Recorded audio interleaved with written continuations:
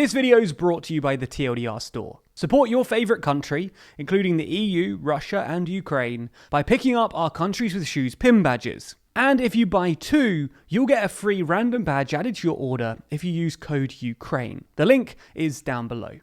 Over the last few days, you might have seen some stuff in the papers covering the build-up of Russian troops on the Russia-Ukraine border, which has prompted speculation that Putin is planning a Crimea 2.0. So in this video, we're going to take a look at what's actually happening on the border, and whether Ukraine should be worried.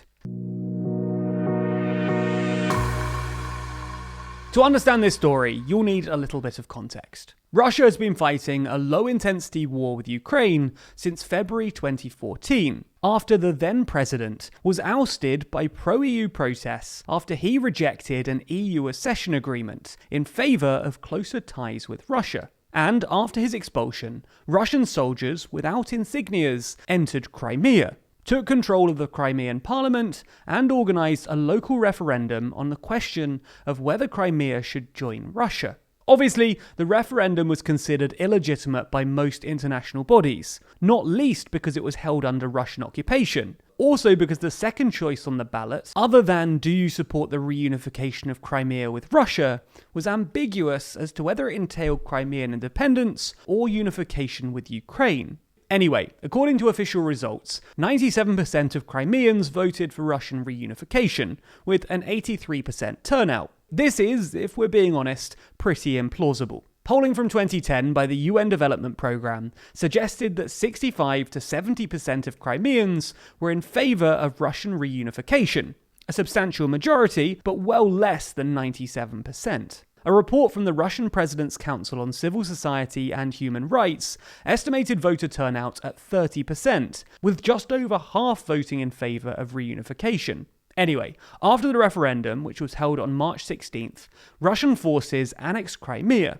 This triggered demonstrations by separatist groups in Ukraine's Donbass region, which Putin described as part of New Russia.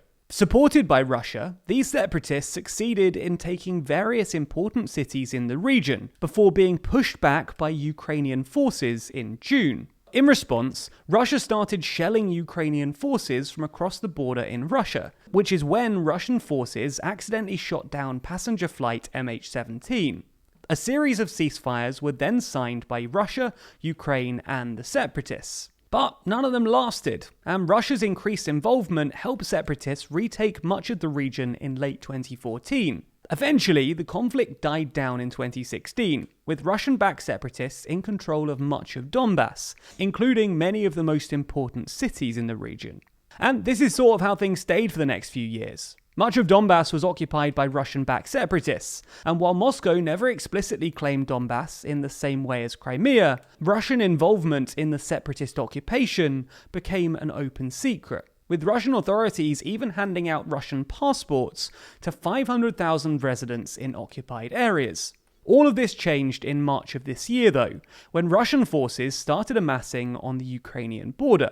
By April 9th, some 85,000 Russian troops were either in Crimea or within 25 miles of the Ukrainian border, the largest number since 2014. Russia insisted that this was in preparation for so-called combat training exercises, but Ukrainians were understandably worried. The last time Russia had that many troops at the border, they annexed Crimea.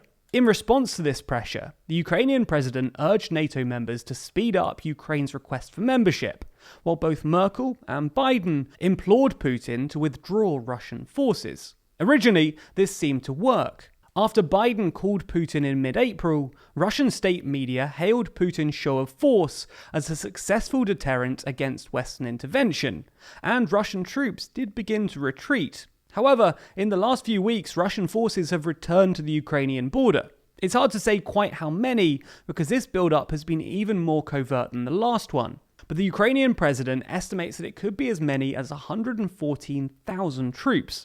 Unsurprisingly, this has caused some concern in both Ukraine and the West more generally. especially because in July, Putin penned a now infamous essay where he suggested that Ukraine and Russia were part of the same historical spiritual space, and that the notion of an independent Ukraine was imagined by 19th century Polish elites before being incorporated into Europe's, quote, anti-Russia project. And the US was so worried when this was published that they sent the head of the CIA to Moscow in the hope of talking Putin down. So, does this mean that we should expect a Russian annexation of Donbass in the near future? Well, it's definitely possible, given that Russia did the exact same thing in Crimea less than a decade ago. And Putin's also struggling with relatively poor domestic approval ratings at home, among a stagnating economy with falling real wages. In fact, a major survey released in October found that just 53% of Russians say they have trust in Putin, down from 71% in September of 2017, and the lowest score since October 2012. Reclaiming so-called New Russia is a surefire way to improve poll ratings. After all, Russians' trust in Putin soared after Russia's annexation of Crimea, reaching nearly 80%. The point is that Putin has both form and motive here, which is why the US and UK have stressed that a Russian invasion in Donbass is a real possibility. Nonetheless, it is worth considering other explanations. After all, a Russian invasion on Donbass would face more resistance than Crimea, given that both Western and Ukrainian forces are on alert. Furthermore, it would almost definitely scupper Nord Stream 2 and invite more Western sanctions, which have already crippled Russia's economy. Instead, then, it's possible that Putin is using the build-up as a show of force to just impress a domestic audience, as he did back in April. It's also possible that he's trying to deter Ukrainian forces, emboldened by their recent involvement in NATO exercises, from attempting to retake the occupied parts of Donbass. But even if Putin does back down, this will only amount to a temporary respite in a 7-year war that's killed some 14,000 people and displaced 1.5 million more. And that's because Russian aggression in Ukraine will only end for good if Ukraine receives proper backing from the West. But this is unlikely to materialize anytime soon. NATO members don't want to extend their principle of an attack on one is an attack on all to a country that Russia has already attacked. And the EU has enough trouble integrating ex-communist states such as Hungary without admitting a more difficult, bigger one like Ukraine. So, if we want to avoid another Russian annexation, both the West and the Ukrainian political establishment will have to try a bit harder. The West will have to accept Ukraine needs military and political help to defend itself from Putin, and the Ukrainian political establishment will have to do more to make the country palatable to Western organizations, including fighting rampant corruption in Ukraine. But what do you think? Should we expect another Russian annexation sometime soon? Or can the West just keep Putin at bay? Also, what's the long-term solution to this war, if there even is one? As I said at the start of this video, for a limited time, if you order any 2 countries with shoes pin badges, then you'll get a 3rd random pin absolutely free. It's as easy as that. Buy 2 and get a 3rd random one for free. Don't like the random pin we send you? Then just give it someone as a Christmas gift. Stick it on someone's backpack without telling them. Attach it to the sole of your shoe to give yourself an extra tap.